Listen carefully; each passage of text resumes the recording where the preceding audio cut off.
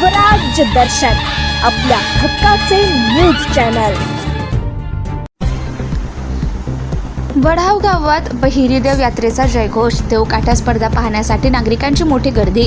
प्रतिनिधी सुदर्शन कोटकर।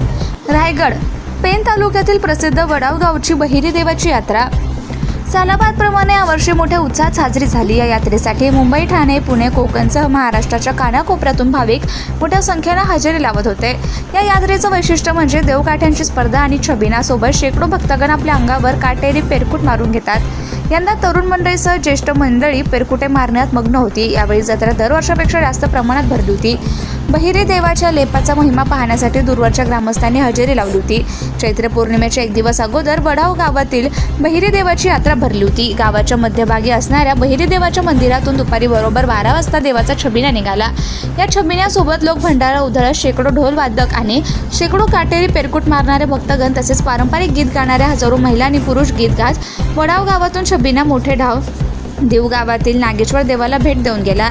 दीव गावात या छबिन्याच्या मोठ्या उत्साहात स्वागत करण्यात आलं। नंतर बहिरी देवाच्या छबिन्यासोबत दीव गावचे ग्रामदैवत श्री नागेश्वराचा छबिना काढण्यात आला। नंतर वाशी मार्गे वडाव गावात प्रवेश केल्यावर शिवनेरी मैदानात देवकाठी उभारण्याची शर्यत सुरू झाली। एकाच एक सरस उंच देवकाठी स्पर्धा पाहण्यासाठी परिसरातील नागरिकांसह मोठी गर्दी केली होती। सदर स्पर्धा झाल्यावर राधाकृष्ण मंदिरातून छबिना कांबळे आळी तळेगाव वाळी मार्गे दत्तगुरू मंदिरातून पुन्हा बहिरी देवाच्या मंदिरात आला। संपूर्ण दिवस रात्र छोटे मोठे पाळणे, आकर्षक दुकाने, खेळणी, मिठाई, फळे, फुले, हॉटेल, सरबते आदी दुकाने मोठ्या प्रमाणात शिवनेरी मैदानात आणि परिसरात पाहायला मिळत होती। खेळण्याच्या दुकानात आणि पाळण्यात बसण्यासाठी बच्चे कंपनीने मोठी गर्दी केली होती। एप्रिल महिना सुरू होताच या यात्रेची चाहूल परिसरातील भाविकांना लागते।